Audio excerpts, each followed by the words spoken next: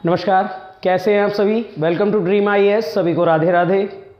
चलिए देखिए, अभी तक हमने जून तक का करंट 15 जून तक का करंट कवर कर लिया है। आज जो हम वीडियो स्टार्ट करने वाले हैं, इस वीडियो में हम 16 जून से लेकर 30 जून तक का करंट कवर करने वाले हैं। ठीक है, आज हम जून तक का करंट है वो उसको कवर कर लेंगे।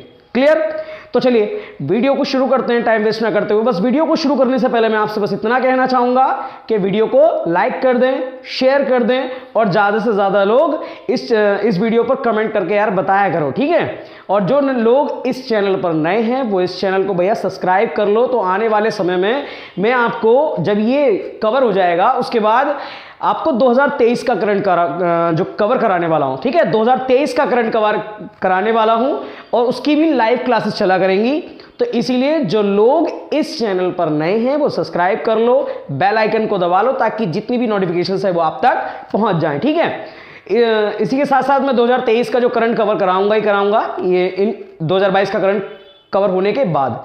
ठीक है, और 10 दिन में कवर हो जाएगा। ठीक है, 10 दिन में कवर हो जाएगा। उसके बाद मैं 2023 का करंट स्टार्ट करूंगा। साथ ही साथ आपको डेली हिस्ट्री की वीडियोस आपको प्रोवाइड हो जाया करेंगी। ठीक है, हिस्ट्री में शुरू से लेकर लास्ट तक अपने चैनल पर शुरू करने वाला हूं। क्लियर। तो चलिए, जो लोग इस चैनल पर नए हैं वो सब्सक्राइब कर लें, वीडियो को लाइक कर देना, चैनल को सब्सक्राइब कर लेना और वीडियो को शेयर कर देना। ठीक है, तो चलिए टाइम वेस्ट ना करते हुए शुरू करते हैं हमारी आज की वीडियो।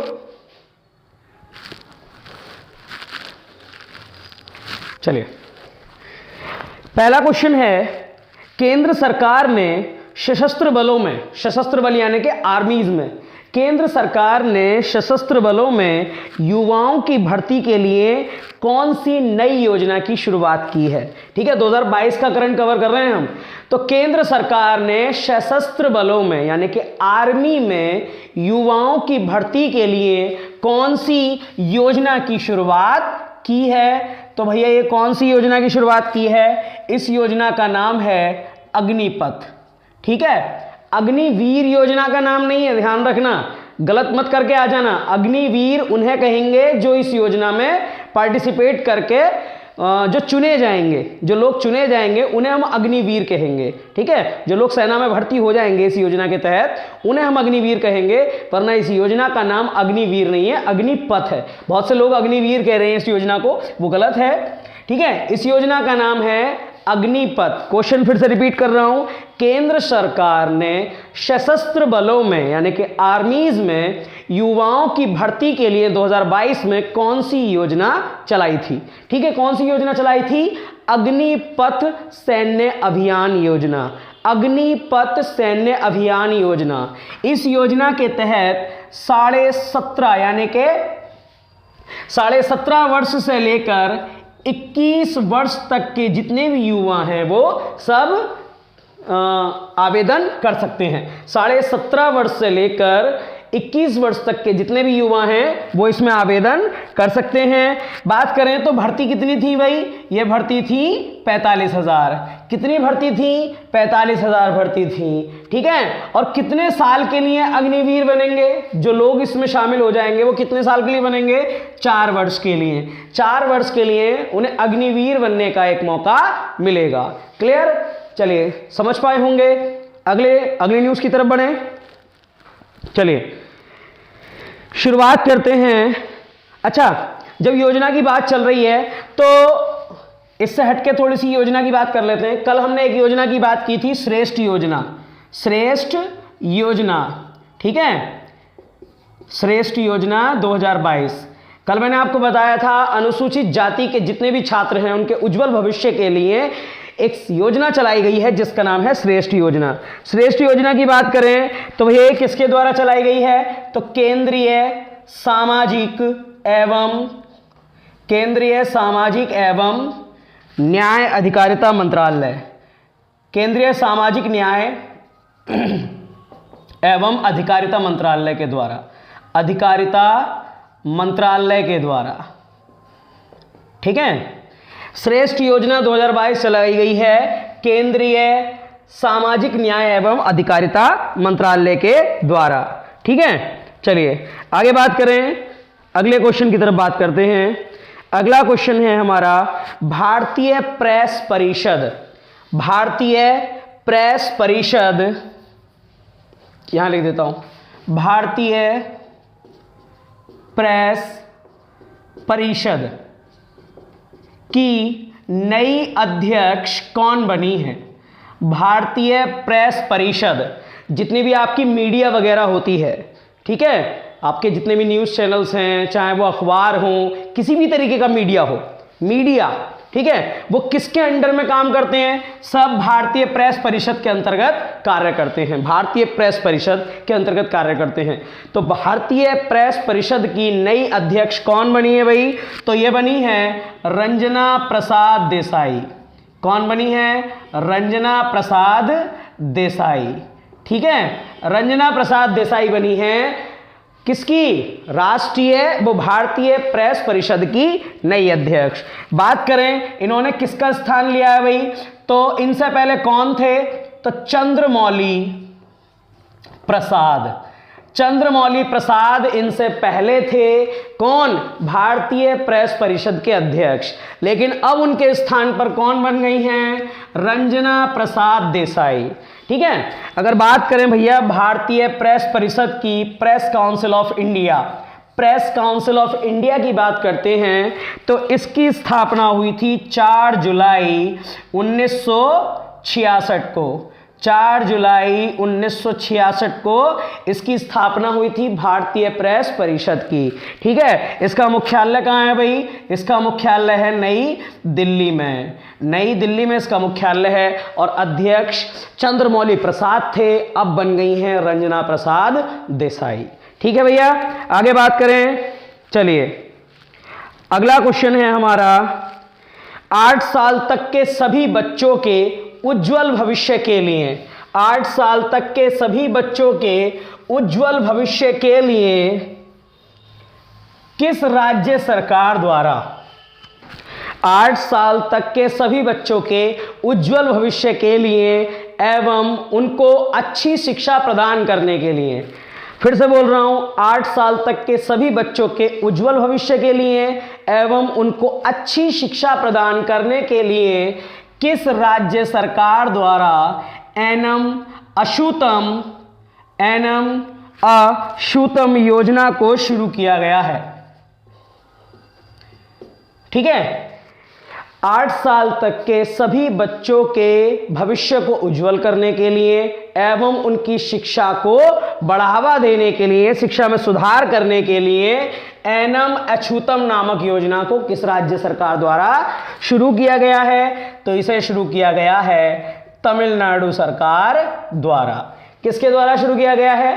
तमिलनाडु सरकार के द्वारा इस योजना को शुरू किया गया है, जिसके तहत जो छोटे बच्चे होते हैं, जो छोटे बच्चे 8 साल तक के बच्चों की शिक्षा में सुधार करने की बात की गई है, उनकी शिक्षा में गुणवत्ता लाने की बात की गई है एनम अछूतम नामक योजना के तहत, जो तमिलनाडु सरकार द्वारा चलाई जा रही है।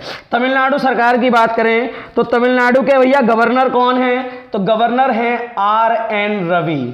ठीक है, तमिलनाडु के गवर्नर कौन है? RN रवि। और तमिलनाडु के मुख्यमंत्री कौन है? तो मुख्यमंत्री हैं MK स्टालिन।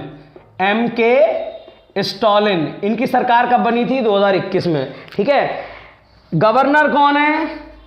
गवर्नर है तमिलनाडु के RN रवि। और CM कौन है? CM है MK स्टालिन, तमिलनाडु सरकार के, जिनके द्वारा बच्चों की शिक्षा में गुणवत्ता लाने के लिए एनम अछूतम नामक योजना को शुरू किया गया है। ठीक है, चलिए आगे बात करते हैं। हाँ, तमिलनाडु का एक शास्त्रीय नृत्य भी है।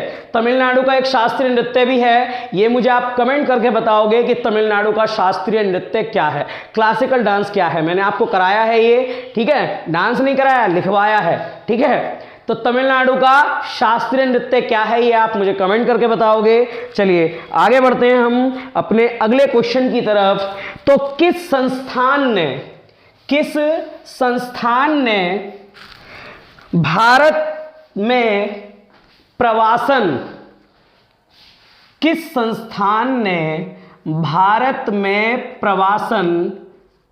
2021 और 2020-2021 नामक रिपोर्ट को जारी किया है।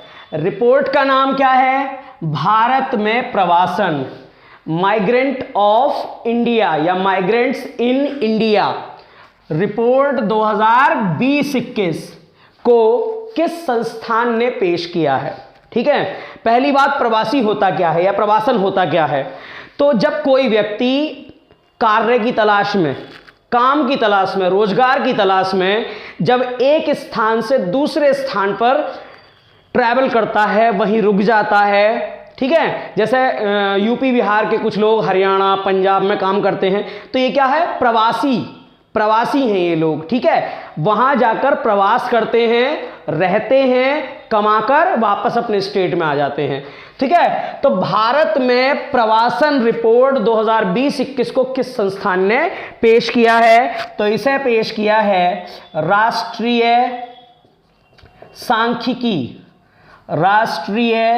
सांख्यिकी और कार्यान्वयन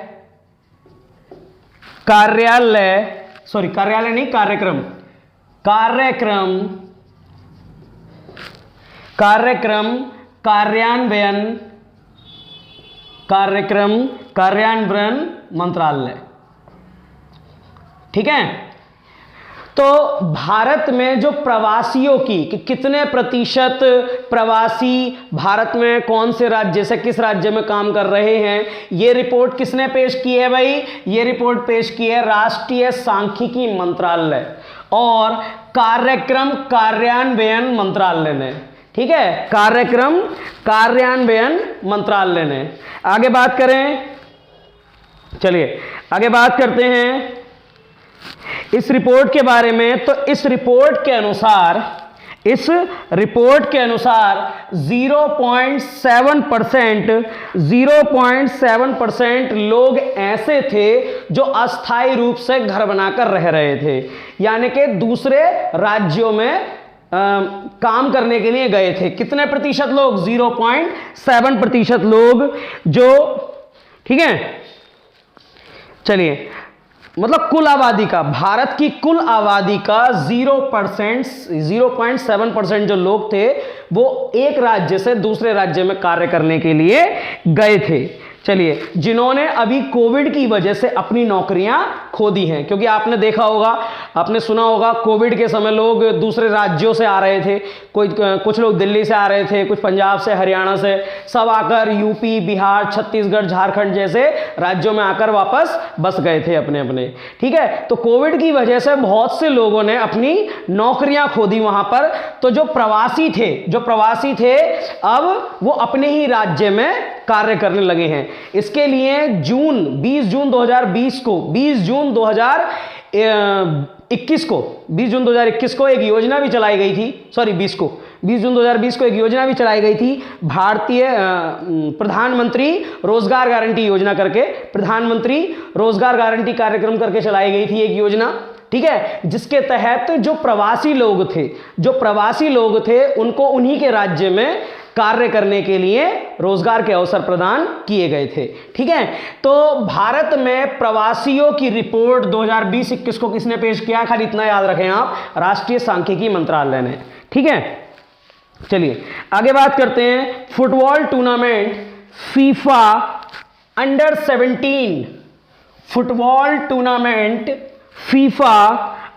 17 महिला विश्व कप। फुटबॉल टूर्नामेंट है जिसका नाम है फीफा अंडर 17 महिला विश्व कप। पहली बात, किस खेल का टूर्नामेंट है? फुटबॉल टूर्नामेंट है, ठीक है। किस एज के लोगों का? अंडर 17। किस वर्ग का? महिला वर्ग का। किस टाइप का है? विश्व कप है, ठीक है, राष्ट्रीय स्तर का नहीं है, एशियाई स्तर का नहीं है, विश्व कप है। तो फुटबॉल टूर्नामेंट फीफा अंडर 17 महिला विश्व कप का आयोजन कहां हुआ? ठीक है, महिला विश्व कप 2022 का आयोजन कहां हुआ?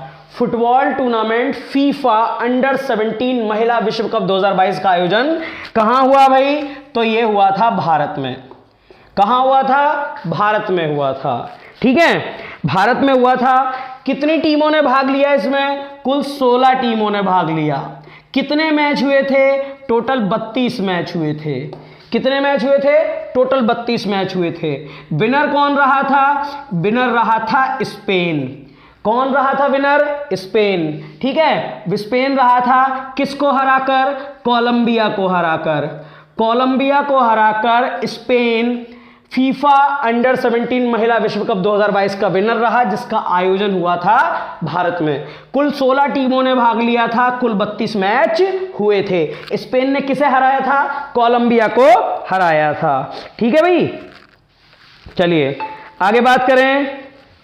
चलिए हाँ, आगे बात करते हैं। ये जो संस्करण था, ये कौन सा संस्करण था? ये 7वां संस्करण था। ठीक है, कौन सा संस्करण था? 7वां संस्करण था। चलिए आगे बात करते हैं अब अगले क्वेश्चन की तरफ। अगला क्वेश्चन है अगला क्वेश्चन है institute of economics and peace research. Institute of economics and peace research. Institute of economics and peace research, ये एक संस्था का नाम है। ठीक है, द्वारा जारी रिपोर्ट के अनुसार, द्वारा जारी की गई वैश्विक शांति सूचकांक 2022 की रिपोर्ट के अनुसार भारत का क्या स्थान रहा है? फिर से बोलता हूं, एक संस्था है जिसका नाम है institute of economics and peace research. ठीक है, institute of economics and peace research के द्वारा जारी की गई वैश्विक शांति सूचकांक रिपोर्ट 2022 में भारत का क्या स्थान रहा है? ठीक है, पहले बात कर लेते हैं स्थान की। तो जो भारत का स्थान रहा है वो 163 देशों में 163 देशों में 135वां स्थान रहा है। 163 देशों में 135वां स्थान रहा है। फिर बता रहा हूं, एक संस्था है जो इस रिपोर्ट को जारी करती है। कौन सी रिपोर्ट को? वैश्विक शांति सूचकांक रिपोर्ट 2022। ठीक है, इसको जारी किया था institute of economics and peace research ने। पीस रिसर्च जो संस्था है, इसने एक रिपोर्ट जारी की थी वैश्विक शांति सूचकांक 2022, जिसके अंतर्गत यह बताया जाता है कि किसी भी देश में कितनी शांति बनी हुई है, कितनी शांति से लोग रहते हैं, सामाजिक सुरक्षा कितनी अच्छी है, अपराध कितने कम होते हैं। ठीक है, कोई अंतर्राज्यीय संघर्ष तो नहीं होता, अंतर्देशीय संघर्ष तो नहीं होता, सॉरी अंतर्देशीय नहीं, अंतर्राज्यीय संघर्ष तो नहीं होता, आपस में लड़ाइयां तो नहीं होती, अपराध कम होते हैं, उस चीज के ऊपर रिपोर्ट बताती है। तो 163 देशों में भारत का स्थान रहा 135वां, जो कि बहुत ज्यादा खराब है। ठीक है, चलिए अगर बात करें तो इसमें पहले और दूसरे और तीसरे नंबर पर कौन से देश रहे? तो पहले नंबर पर था आइसलैंड। पहले नंबर पर कौन सा देश है? आइसलैंड। दूसरे नंबर पर है न्यूजीलैंड और तीसरे नंबर पर है आयरलैंड। ठीक है, पहले नंबर पर है आइसलैंड, दूसरे नंबर पर न्यूजीलैंड और तीसरे नंबर पर आयरलैंड। सबसे शांतिपूर्वक देश है ये, सबसे शांतिपूर्वक देश है। यहाँ क्राइम रिकॉर्ड भी बहुत कम है, यहाँ सामाजिक सुरक्षा भी बहुत ज़्यादा है, लोग लड़ाई वगैरह भी कम करते हैं। तो इसलिए सबसे ज़्यादा शांति किन देशों में? आइसलैंड, न्यूजीलैंड और आयरलैंड। वहीं भारत का स्थान 163 देशों में 135वां है। ठीक है, चलिए आगे बात करते हैं। अगला क्वेश्चन, बालिकाओं के सामाजिक और राजनीतिक विकास को बढ़ावा देने के लिए, बालिकाओं के सामाजिक और राजनीतिक विकास को बढ़ावा देने के लिए बालिकाओं के सामाजिक और राजनीतिक विकास को बढ़ावा देने के लिए किस राज्य सरकार द्वारा बालिका पंचायत को शुरू किया गया है? किस राज्य सरकार द्वारा बालिका पंचायत को शुरू किया गया है? बालिकाओं के सामाजिक और राजनीतिक विकास को बढ़ावा देने के लिए किस राज्य सरकार के द्वारा बालिका पंचायत को शुरू किया गया है? तो भैया ये शुरू किया गया है गुजरात के द्वारा। गुजरात सरकार के द्वारा बालिका पंचायत को शुरू किया गया है, जिसके तहत जो महिलाओं के प्रति हिंसा होती है, महिलाओं के प्रति घरेलू हिंसा होती है, बाल विवाह है, दहेज प्रथा है, ऐसी कुरीतियों को दूर करने के लिए गुजरात सरकार के द्वारा बालिका पंचायत को शुरू किया गया था 2022 में, ताकि लोगों को जागरूक किया जा सके और इन कुरीतियों को दूर किया जा सके। ठीक है भाई, आगे बात करें। अगला क्वेश्चन है हमारा, भारत और नेपाल को जोड़ने वाली भारत की पहली पर्यटक ट्रेन कौन सी है? कौन सी ट्रेन चलाई गई है? भारत और नेपाल को जोड़ने के लिए कौन सी पर्यटक ट्रेन की शुरुआत की गई है? भारत और नेपाल को जोड़ने के लिए कौन सी पर्यटक ट्रेन की शुरुआत की गई है? ठीक है भाई, कौन सी पर्यटक ट्रेन की शुरुआत की गई है? तो भारत गौरव पर्यटक ट्रेन। ठीक है, भारत गौरव पर्यटक ट्रेन, ये ट्रेन चलाई गई है 2022 में।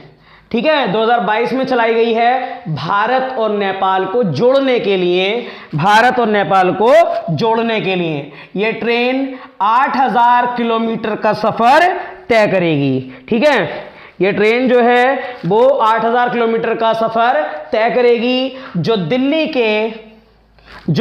दिल्ली के सैफदरजंग रेलवे स्टेशन से नेपाल के जनकपुर रेलवे स्टेशन तक जाएगी। दिल्ली के सैफदरजंग रेलवे स्टेशन से नेपाल के जनकपुर रेलवे स्टेशन तक जाएगी, जो कि 8000 किलोमीटर का सफर तय करेगी और भारत और नेपाल को जोड़ने वाली ये भारत की पहली पर्यटक ट्रेन है। ठीक है भाई, आगे बात करें। अगला क्वेश्चन है, अंतर्राष्ट्रीय फुटबॉल के इतिहास में, अंतर्राष्ट्रीय फुटबॉल के इतिहास में 5वें नंबर के सबसे ज्यादा गोल करने वाले खिलाड़ी कौन बने हैं? अंतर्राष्ट्रीय फुटबॉल के इतिहास में गेम कौन सा है? पहली बात फुटबॉल। ठीक है, अंतर्राष्ट्रीय फुटबॉल के इतिहास में 5वें नंबर के सबसे ज्यादा गोल करने वाले खिलाड़ी कौन बने हैं? तो भैया ये बने हैं भारत के सुनील छेत्री। सुनील छेत्री अंतर्राष्ट्रीय फुटबॉल में 5वें स्थान पर आ गए हैं। ठीक है, सुनील छेत्री ने टोटल भैया कितने गोल किए हैं अब तक? 84 गोल कर लिए हैं। अंतर्राष्ट्रीय फुटबॉल में अब तक 84 गोल कर लिए हैं। वहीं पहले स्थान की बात करें तो पहले स्थान पर हैं क्रिस्टियानो रोनाल्डो। ठीक है, पहले स्थान पर हैं क्रिस्टियानो रोनाल्डो, जिनके 117 गोल हैं, 117 गोल हैं। वहीं दूसरे स्थान पर हैं अली डेई, जिनके 109 गोल हैं। वहीं तीसरे स्थान पर हैं मुख्तार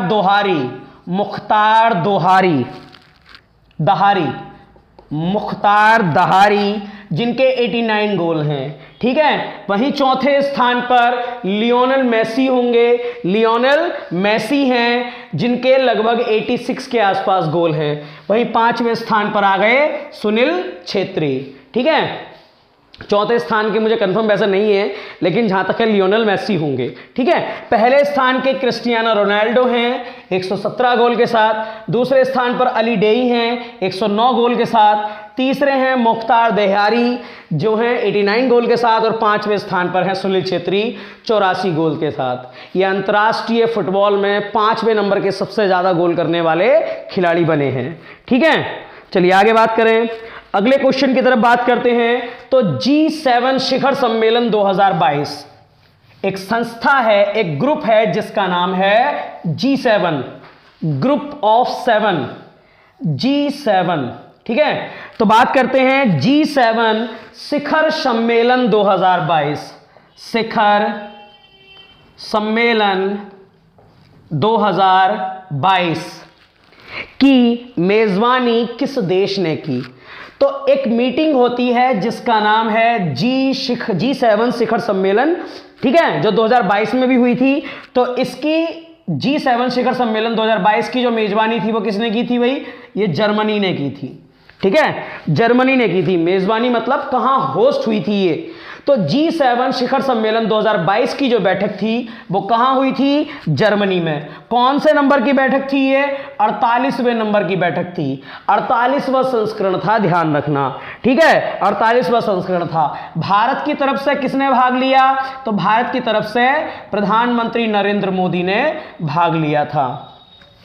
जर्मनी में हुई थी, 48वां संस्करण था, भारत की ओर से प्रधानमंत्री नरेंद्र मोदी ने भाग लिया। कौन सी मीटिंग में?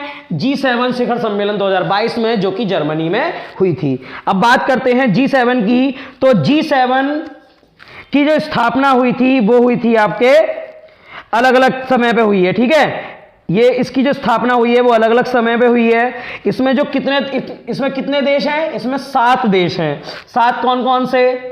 फ्रांस, जर्मनी, इटली, ठीक है, France, Germany, Italy, United kingdom, Japan, America,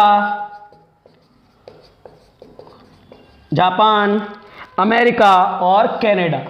अगर कनाडा की बात करें तो पहले इस ग्रुप को G6 के नाम से जाना जाता था। जब इसकी स्थापना हुई थी तो इस ग्रुप को G6 के नाम से जाना जाता था, ठीक है। जब इसमें कनाडा जुड़ा 1976 में, जब इसमें कनाडा जुड़ा तब इसे G7 कहा गया। फिर से बोल रहा हूं, G7 शिखर सम्मेलन जो 2022 में हुआ है, इसकी मीटिंग जर्मनी में हुई है, 48वां संस्करण था। प्रधानमंत्री नरेंद्र मोदी ने, ठीक है, इसकी अध्यक्षता की है। इसमें G7 शिखर सम्मेलन जो है वो France, Germany, Italy, UK, Japan, America और कनाडा, इन देशों से मिलकर बनता है ये ग्रुप। कनाडा से पहले इसे G6 के नाम से जानते थे, अब इसे कनाडा इसमें जुड़ गया था 1976 में, तब इसे G7 कंट्रीज के नाम से जानते हैं, ठीक है। आगे बात करें, चलिए अगला क्वेश्चन है आपका। अगला क्वेश्चन है सौर ऊर्जा और हाइड्रो पावर से चलने वाला, सौर ऊर्जा और हाइड्रो पावर से चलने वाला भारत का पहला हवाई अड्डा कौन सा बना है? सौर ऊर्जा, ठीक है, इलेक्ट्रिसिटी नहीं, सौर इलेक्ट्रिसिटी, सौर ऊर्जा से चलने वाला और हाइड्रो पावर से चलने वाला भारत का पहला हवाई अड्डा कौन सा बना है? तो यह है इंदिरा गांधी अंतर्राष्ट्रीय हवाई अड्डा। कहाँ है ये? यह है दिल्ली में, ठीक है। इंदिरा गांधी इंटरनेशनल एयरपोर्ट दिल्ली में है, जो भारत का पहला ऐसा एयरपोर्ट है जो सौर ऊर्जा से चलेगा और हाइड्रो पावर से चलेगा, ठीक है। सौर ऊर्जा और हाइड्रो पावर से चलने वाला भारत का पहला एयरपोर्ट है इंदिरा गांधी इंटरनेशनल एयरपोर्ट दिल्ली, ठीक है भाई। आगे बात करें, अगला क्वेश्चन है वस्तु एवं सेवा कर, वस्तु एवं सेवा कर यानी कि जीएसटी की 47वीं बैठक कहां हुई है? ठीक है, वस्तु एवं सेवा कर यानी कि जीएसटी की 47वीं बैठक कहां हुई थी? यह हुई थी 2022 में। कहां हुई थी भाई? चंडीगढ़ में, ठीक है, चंडीगढ़ में हुई थी। जीएसटी 2022 की जो 47वीं बैठक है वो कहां आयोजित की गई थी? चंडीगढ़ में। जीएसटी की बात करें तो भारत में जीएसटी कब लागू हुआ था जी? 1 जुलाई 2017 को। जीएसटी की फुल फॉर्म है गुड्स एंड सर्विस टैक्स, वस्तु एवं सेवा कर। यह एक प्रकार का अप्रत्यक्ष कर है जिसमें 17 अप्रत्यक्ष करों को एक साथ शामिल किया गया है। जीएसटी के अध्यक्ष कौन होते हैं? वित्त मंत्री। और वर्तमान में वित्त मंत्री कौन है भाई?